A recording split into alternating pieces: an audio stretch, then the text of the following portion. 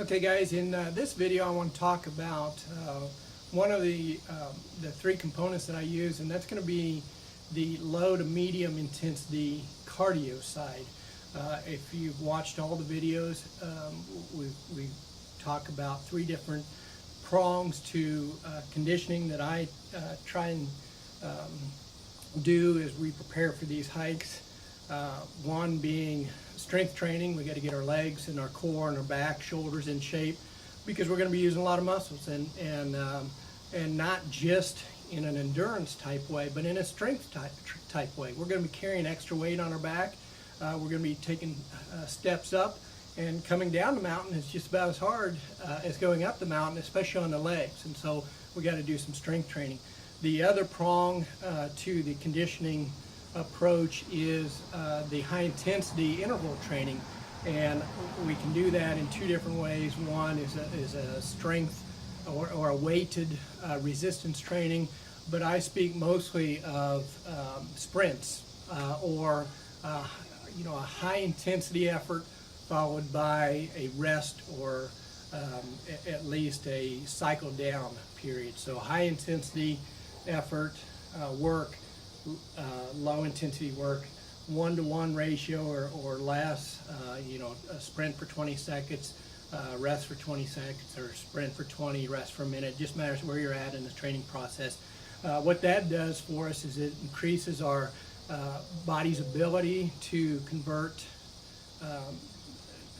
energy from different resources, and then also be able to be more efficient with oxygen uptake or intake, and that's going to help us in the mountains with the in the higher altitudes. But in this video, I want to talk about the cardio, the traditional cardio, medium to low intensity cardio, and we know it as walking, fast walking, jogging, and running. Those are a staple of an exercise program, but it's not the only component. Again, I believe in all three approaches to it. But when we talk about low and medium intensity working out, we really got to start at whatever level you're at. If you're in a job that you don't get away from your desk, or you're in the car all the time, and you're not used to moving and increasing your heart rate and increasing your breathing, we got to get you just out walking, and that's okay. Walking, preparing your joints and your legs, just getting your muscle memory of taking those steps. That's all components of conditioning and training for this hike. So I encourage you, as a group or individually, start walking. And I don't want you wasting your time, okay? So a lot of people go, oh, I'm gonna go for a walk, and they go out and they walk a mile around the block, and it's a stroll. Quite honestly, just save your time if that's what you're going to do. If that's your starting point, okay. But if you're out there and you're not increasing your breathing, if you can just stroll and it doesn't affect your heart rate or anything, that's not going to help you. It really is just a waste of time. And so, even in your walking, push yourself. Walk faster, take longer strides, be moving those arms. And also, if you've been doing that and you're not ready to start jogging yet, put a backpack on. Make sure that you're weighted and getting used to that extra weight on your back and your hips and your knees and your ankles, because that will prepare your body for the long hikes. But we got to start off somewhere, and so walking, and then fast walking, and then you get to a point where you're jogging, all right? And how often during the week? If you are just doing the low and medium intensity, you really just about have to do that every day. Every day during the week, or 5 days a week. Maybe take a couple days or one day to recover a little bit, get your body back rested up, eat clean, and then come back the next week and maybe increase the intensity. But if that's all you're doing, you need to be doing a lot of it every day, and again, increasing the intensity of it each and every day. Distance, the speed at which you're walking, jogging, running, you got to increase that every day. If you're combining it with the high intensity interval training. High intensity interval training, again, you got to ease into that. Excuse me, if you haven't done that before, you've got to ease into it.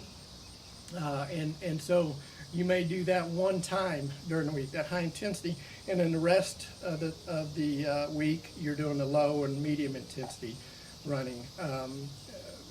What I would suggest that you get to is doing the high intensity training 3 to 4 times a week, and then fill in the rest of the week. Maybe take one day of rest to recuperate, but even your rest days, if you go out and walk the dog or walk with the family, that will do you good. But I would weight the conditioning, the cardiovascular side to the high intensity training. 2 reasons for that. One, it's shorter. It doesn't take as much time out of your day.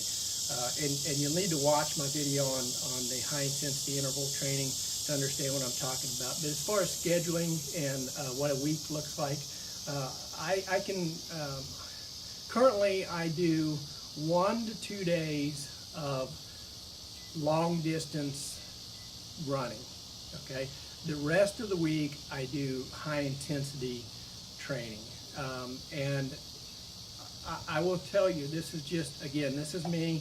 This is what's worked for me. I know we've got a lot of runners in the group, and you know, I wouldn't dare try and tell Phil Oberzon or Rick how to get in shape as far as running, because they're in great shape. And so, but what's worked for an old guy like me that isn't into the long distance running, what I do is do that high intensity so that I increase my lung capacity, my heart strength, and also change the makeup of my blood so it can handle the oxygen, the lack of oxygen a little bit better. And anecdotally, here's what it's done for me. I used to run the long distance, and it wasn't uncommon for me to, after church on Sundays, head out and run. Now, I'm not talking real long distance, I'm talking 5, maybe 8 miles at a time. I kind of stopped that and transitioned to just a lot of weight training and then high intensity training. I didn't run long distance for quite a while, you know, a month or so, a month and a half, 2 months. But I was doing that high intensity training.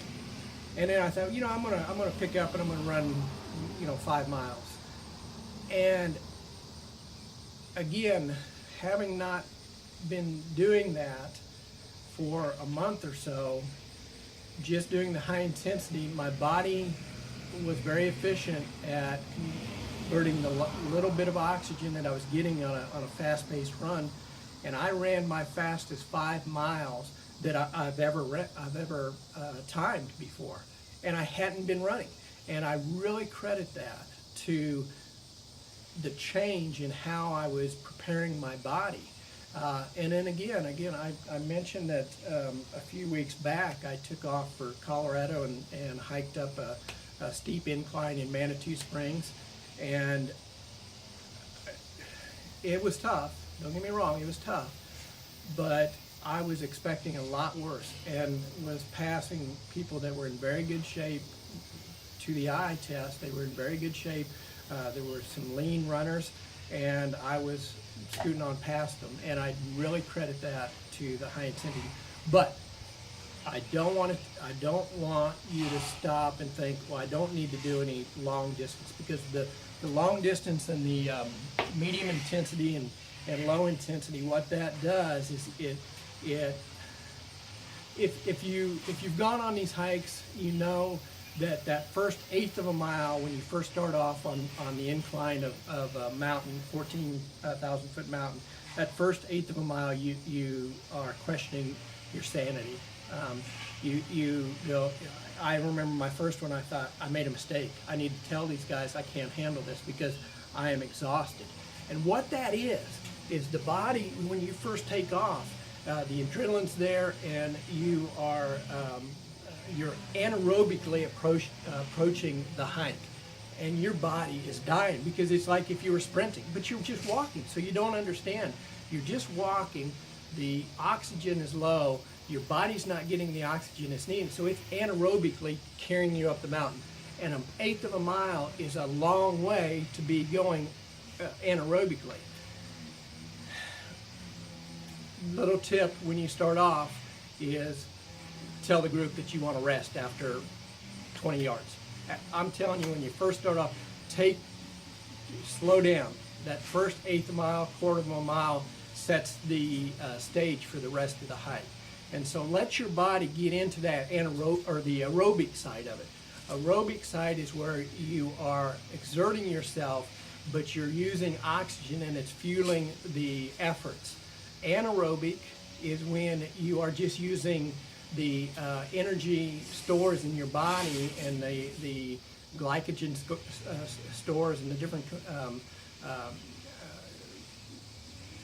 acids and the chemicals in your muscles to fuel your efforts. So that's what the high intensity prepares you for that. But the low intensity, medium intensity is what carries you from the base of the mountain clear up to the top, because you will eventually switch over to the anaerobic side because your body will shut you off and you can't physically go anaerobically very far. Your body slows you down, you got to take a breath, and then you got to slowly start up, and that's when your body switches over to the aerobic side. And so you've got to be in pretty good aerobic shape, which is what that medium and low intensity cardiovascular, the walking, hiking, and running and jogging does for you. So all three components, the strength, the high intensity, and the low and medium intensity, all work together at different stages of the hike. So again, but I would say if you are wanting to prepare for a pretty quick hike, if you want to really conquer that challenge, spend a lot of time with the high intensity, spend a little bit of time, but you got to have adequate work on the cardiovascular side, and then obviously we're going to intermix the strength training in there. So 3 to 4 days high intensity, 2 to 3 days low intensity, medium intensity, maybe 2 days or even 1 day low intensity. If that means that we get together Tuesdays, Thursdays, and Saturdays, maybe we're doing high intensity stuff, and then on Sundays we go for a long hike or a short jog or a shorter run, those types of things. So again, if you're interested in being part of the group, we've got several people that are interested in that right now and putting together some schedules that meet everybody's needs. We got some fun stuff planned. We're gonna schedule some high intensity workouts, maybe at the track or even just around a yard or a gym or somewhere, backyards or whatever. We're going to do some walks and hikes and jogs. All levels are invited. If all you can do is walk one block, you're invited, because it's not about who can walk the farthest, the fastest, or run the farthest, the fastest, or sprint the fastest. It is about taking you where you're at right now and improving it a little bit until we get to the hike. And I think it would provide all of us with great joy to have people of all levels working together to improve ourselves. That's what this is all about. This is getting together and lifting your brother up and improving with each day and each step, and we can do that for each other. So certainly don't feel intimidated by any of this stuff, and don't feel like you can't be a part of this because you're not in shape or whatever. We can accommodate everything, and everybody is welcome. So if you have any questions, Jake at yourcsc.com, that's JAKE at YOURCSC.com, or give me a shout, 785-979-3113, 785-979-3113. Thanks, guys.